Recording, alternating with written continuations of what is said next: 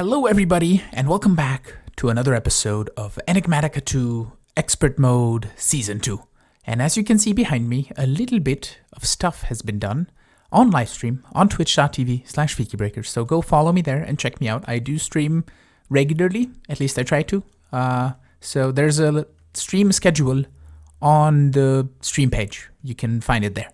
So what we did is we decided to go with red sandstone instead of the jasper and the golden grass instead of the scorched grass for the floor. And I think it looks really cool. We still need to add quite a bit to this. This is currently looking very, very bland, and we need to add textures. So we're going to add other variants of sandstone and other variants of other blocks, possibly mix in some terracotta. I think that might look, I mean, this one is maybe a bit too pinky, but maybe like orange terracotta might work. So let's try that for a moment. If we grab a little bit of this, how different are you to the sandstone? Just a tiny bit. You know, it's just that subtlety, but it is looking good. So we'll figure out as well what else to put in here, and we'll do more work on live stream, and I might do some work today just on camera, but I think we're going to focus more on progression today. So the other thing that we did is we set up this guy, an igneous extruder. This is from thermal expansion, and we didn't get to any sort of machine cases or anything, but the igneous, there we go, extruder requires only a device frame. So that is just a copper gear. It is not a machine frame. It has been changed, so you can get access to this quite quickly. And this uses power and no lava, just needs to have access to lava and water to make us red sandstone. And then that gets put into a compacting drawer, which really doesn't need to be a compacting drawer, but it is anyway. And that is then extracted into an auto chisel, where we have made ourselves a super chisel out of pink slime, which has 15,000 durability, but it's unbreakable, so it doesn't really matter. And it has a whole lot of modifiers. It also has the eye modifier, which is a thing. You can find it here, eye modifier. It is just a regular old cast and 2 redstone, and that makes it have the super UI. So if we grab this, we can chisel that in, oh, that's terracotta. Let me grab, let's say, sandstone, because it can be chiseled so you can actually see. But that gives you all of the options and all of the chiseling all, and I don't think it gives you the chiseling of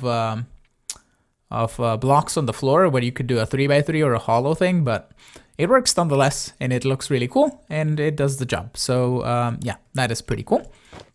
And then down here, we did a tiny bit of work on decorating this. I also got myself some vertical spruce planks, and I got them through cheating, pretty much, because the vertical plank, let's say spruce, so I can find it. This one, the vertical spruce wood plank from Quark. Generally, the recipe for it is 3 planks in a kind of like this. So that would be the recipe in a crafting table, right? So that recipe is currently replaced by, I believe, stakes from Rustic, which I don't know what they have use for, but it's a thing. So the recipes are removed. So I decided to just give, or I put 6 stacks of spruce planks in the trash can, and then I gave myself 6 stacks of vertical spruce wood planks, which are just decorative, so I don't feel like it's a problem. And here in the top, we're even using some trapdoors because they can be used. In the bottom, we're not really using them because you can then see giant holes in the bottom here floor. And here we have the thermoelectrics, which are powering the things above, which are basically these things, and then everything is connected with conduits in its corresponding spots, and it's all hidden in the backgrounds and all that. And the power cable is going down there and under there to the thermoelectrics, so we can have the open pathway over here. I kind of hid everything here with conduit facades, and we can even make it look a bit nicer if we wanted to. But yeah, that is looking pretty neat. It is doing its job. We are full on melons. We are full on biofuel. We are full on ethylene in here, which is like 10,000, and then we have a bunch of ethylene here too, 161,000 millibuckets. So we don't need any sort of gas tanks of storage for ethylene. And this is just, as soon as it drains to 80,000, it's gonna generate, poof, 80,000. So it's currently being used to power the igneous extruder, which is using 300 RF per tick, and then this guy, which is using 20 RF per tick. So yeah, that is the case. And it's also powering, kind of backwards powering these machines as well here. which is producing ourselves the ethylene. So yeah, that is pretty neat. And I did spend some time in off camera to craft ourselves 20 Emmy controllers, which the recipe we have gone through. So it is just a bunch of crafting steps, which we can do now that we have the temporary base of awesome machinery and everything. So I want to set these guys up somewhere and kind of use the same system that I used in Stoneblock. And I don't know if it's going to cause too much problem in terms of lag if we use P2P tunnels, because running dense cable to different spots in the base might be a bit difficult. But if we have compact machines fairly close to the Emmy controller, we can just run cables directly into the capability things. Capability, isn't it this guy, the Emmy capability adapter? So we can run it directly into these, which can be connected to the compact machines. But I think P2P tunnels might still be the best cause, I guess, to go with. And I don't want to spread out the base too much and keep everything more and more condensed that I did last time, and maybe use more compact machines, because then we don't really need to do a whole bunch of base building. We can just run everything into compact machines. So I think that should work fine. And really for resource production, we're just going to have the seeds from Mystical Agriculture. And then we need one compact machine from Thaumcraft, which was one of the things that I saw in the tips that you get on your loading screens. It said to put everything into a compact machine, and then you don't have the problem of flux spreading around your base or anywhere else. So we can just toss that in there and that should be fine. Okay, so let me figure out where I want to put the Emmy controller and where we want to have the access to our terminals so we can have a nice setup. Maybe we can just put the terminals right here, and then we can spread out the place from other different spots. We can even break into here and then go downwards if we wanted to. And we can always go down here and break out into other places with the rooms, and we're just going to run cabling in, behind, and everywhere, and that should be good. Out of all of the automation that we can do, it's down to the crank and the quartz grindstone to get stuff done. So what I'm trying to do is getting ender dust. So we're almost done with getting the 16 that I need. I think that's the amount that I need. But one more and we're going to be good. I'm making wireless access because I think that's going to be pretty cool. So I needed ender dust to make the wireless boosters, which we can do like so. That's going to make 24. Probably just more Fluix dust, I think, is what I was missing. So let's grab this, turn that into more Fluix dust. Yeah, okay. So we can make, I think it's going to make half a stack of boosters once we get the remainders of the Fluix dust here. So boom, boom, boom, boom. There we go, 32 booster cards. We have the wireless access point. We have all the terminals. We have the ability to make ourselves the wireless crafting terminal, which is a bauble too. And we can just put it here and it should charge up via our charging thing. And then we can stand on the charge plate to charge up the capacitor again. And that is pretty good. Okay, so we have this. No linked devices or anything. And I still haven't really set down anything. I kind of started planning and then I decided we can just go to wireless. So that I think will be pretty cool. And let me see where we want to put the whole controller and everything in here and where we want to have the access to our terminals. All right, so I put the terminals in for where we need them. We're going to have 6 total in here. One of them is the pattern terminal, and then we have the interface terminal, the regular terminal, which is not really going to have any use, but it's there just to be there to fill in the gaps, because then we would have 5 terminals and a gap, and I don't want to have a gap. And then we're going to have the gas terminal, which I don't even know if we're going to use A for gas, but it is a terminal that can be. And then we're going to have a fluid terminal, which I believe will use fluids in the applied logistics system, because I think that is really neat to use. So that is back here. I have added a Spruce Door right now over here. So we have access to this. We could make this into a hidden door. We could just leave this door be. We could even, I don't know, fix up some sort of other entrance to this, but I think it's fine for the moment. We can probably just make, I think we have, do we have Melissa's doors? door. I don't know. I don't think we do, but I can at least put, let's say, an acacia door in here because it might fit the theme a bit better, or maybe even just, I don't know, like a hellbark door, or maybe a padawuk door from forestry, some sort of other door that might look a bit better in here than the spruce, but that is what we have for now. And I kind of like this. It's very simple and neat, and it looks really cool. So in the back here, I have also decorated, so we have kind of the same thing. And we have the wireless access point, which is going to be using 378 RF per tick for a range of 197 meters, which I think is going to be enough for us to reach AE pretty much everywhere. And one thing that I'm thinking about doing is once we get this guy up and running and hooked up, and let's get a torch here just so we don't get a creeper spawning or anything. And what we can do is we can just get one of those wireless thingies, this guy with the wireless connectors. We can just make a couple of these. Do these actually require pure flux? Okay, that's fine. We can just make that in the enrichment chamber. That's super simple. Okay, so I can make a couple of these, hook this guy up to basically the AE storage that we have up here. So we would just remove the controller there, replace it with the wireless access thing, hook it up to this Emmy controller, which is currently just made out of Futura blocks. Just so if I was gonna blow up something with TNT, I don't wanna blow up the Emmy controller. And we can just hook those two up, and we can still have that remote base hooked up to the system, and we can start accessing our resources from here and building the Emmy system in this area, kind of, and expanding the base as well. So that will be really cool, because I don't want to move all of the sieves and all of the drawers down here just so we have access to them. We can just link up the two bases, and that I think should be pretty cool. So I have everything downstairs connected, and we're gonna conduct a bit of an experiment and see if this is gonna work. So what we're gonna do is we're just gonna break this, right? And we don't have more than 32 channels here. So we can just hook this guy up and then sneak right click to bind this.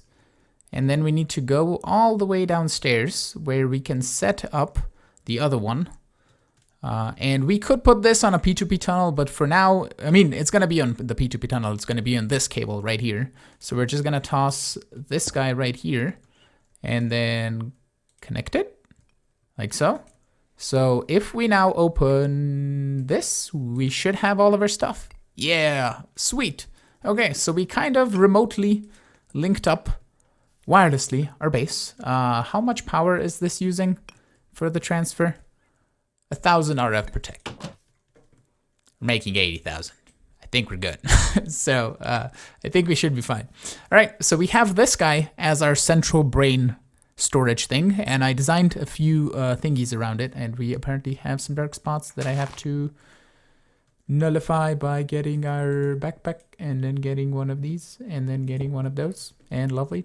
Okay, so how I have it hooked up is very similar to the way I had it in Stoneblock 2. We have the dense cables going downstairs, and we have a bit of an access area down here. So we have kind of a basement, and here we have just a regular smart cable because I don't have enough dense cable right now to run dense cable everywhere. But we have that going for us. So we can we get out? We can probably get out like this. Okay, so can I get out? Is there a possibility for me to get out? There is. Okay, sweet. I just have to sneak. Okay, so that is hooked up. We can run the dense cables up in the ceiling too if we make some sort of pathways going upwards into rooms that are going to be above. So we have access to that everywhere. And basically we have 128 channels that we can go from in different directions to host 128 P2P tunnels, which we don't really need because we're not really going to have that many P2P tunnels. We have a total of 8 on each side, so 8 times 4. P2P tunnels, so that is 32, which is not going to be even one dense cable. So we could probably just run everything off of a single dense cable downstairs. That actually could be, you know what? Since it's a thing that we can do, because we have a dense cable right here in the middle, right? So what if we just grab this out and we remove all of these, like so, and then we just hook this guy up to here, right?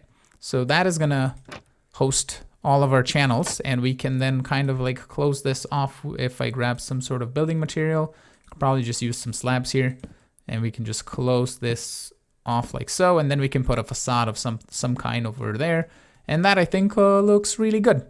We could even just, instead of using the trapdoors there, even though they're kind of nice to get access to the downstairs from here, but we can just put slabby jabbies because I think it's gonna look a little bit cleaner.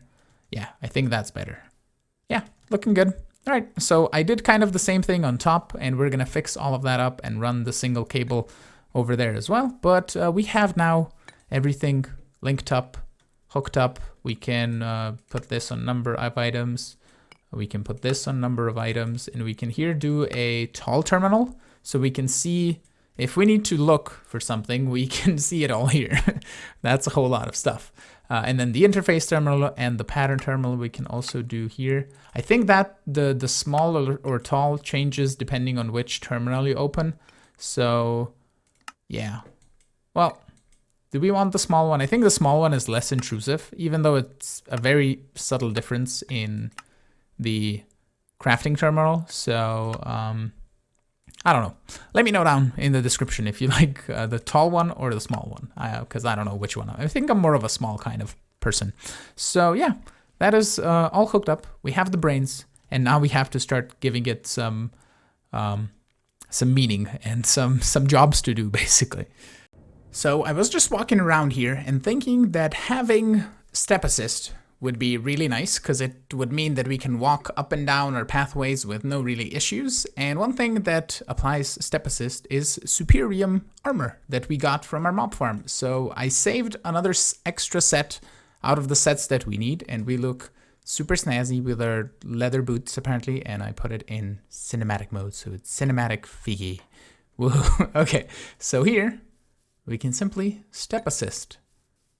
Walk up all of these places, and we don't really need to fly around. We can just walk around and it looks really cool. I don't know if there's any kind of faster pathway. That would be kind of a cool thing to have, but we're gonna get some sort of speed boost on us sooner rather than later. We could just get into the Sojourner's Sash from Botania, but that requires some diving into Thaumcraft, because we need to make this mundane belt, which requires alchemical brass, which requires a bit of research and stuff. So then we can pretty much get into that. But for the time being, the step assist from the Supremium armor will do. And one thing that we can do as well is we can just toss some enchantments on this. We can just go to the enchanting table and enchant either. I guess we could just go ham on a bunch of books. And if we grab, we have 391. So let's grab books. Let's grab a stack of lapis blocks. And I'm just gonna go, also, we're gonna grab a crate, just so we can store all of those books. And we can also grab the anvil that we have, I think somewhere here. Yeah, here it is. So we'll grab that, like so. And we can just do a little bit of a ham on the enchants, so we can get some cool protections on it, so we don't die to mobs right away. And that, I think, will be pretty neat. I decided to move our enchanting setup over here closer to the machine that I made, which is an enchantment extractor, which is very useful for splitting up books if you don't want to add some sort of enchantment to anything. So for example, if we want to split, let's say, this power and sharpness, we can just toss it in here. It splits up the book, and it also can remove enchants from enchanted items. So we now have Unbreaking 3, Fire Protection 4, Depth Strider 3 on our boots. We don't need Feather Falling because we have no fall damage from the set bonus. Then we have Unbreaking Protection 4 on the leggings, Unbreaking 3 Protection 4 on the chestplate, and Unbreaking 3 Protection 4, Respiration 3, and Aqua Affinity on the helmet. We would probably need Mending on these. That would be really nice, or some sort of auto repair, but I think Mending will be just the easiest to do, because then you can just go here, say spray orbs, and that would repair with Mending really quickly. Or just when you're fighting out mobs, you collect XP and the armor repairs itself. But to get Mending, we kind of can't right now, because we need the Arcane Ensorcellator to get it, or the Enchanter, which are both backed or gated by the Arcane Ensorcellator. So we need to get to a machine frame, which we need to get to the thermoelectric generator, thermionic fabricator, which we do have, but we need a machine frame, which, to be honest, we can make this right now. Like, we could go and make the machine frames that we need to get the mending books. That would be just a little bit of crafting, but I think I might do that on stream to just do a bit of crafting, even though it's going to be opening up the gate of thermal. But yeah, I think it's fine. So I still don't know where these mobs are coming from, because you can see behind me I have lit almost everything around here. Like, this corner is what we still need to do, which expands over in that type direction, but we still need to do a little bit of it here, and then we need to do a whole section on this side. I've just been removing the trees and lighting everything up, and when you look at it from afar, it looks really, really good. I still have some coarse dirt spots that I need to fix up around the place, but in terms of anything, it looks really, really neat. And I don't know if we want to do anything with the terrain over here, or if we're going to build astral. We can probably build astral sorcery stuff just here on top. I think that might be an idea. But down here, I haven't really changed anything, and we're not going to today. We're going to come back next episode, and we're going to start setting up automation for possibly applied energistics, because that's the main thing that we're going to be using to progress in the future. So we need to automate a few things, like getting the processors automated, getting the ability to make lots and lots of dense cable is going to be a real step in the right direction. So we're going to go get that done. And yeah, that I think will be pretty cool. So I think with that, I want to thank you all so much for watching. I'm hoping you enjoyed today's episode. If you did, make sure to hit the like button. You can also subscribe to see new videos, and you can support me on Patreon as well if you want. And I will see you all in the next episode. Have a great one. Bye-bye.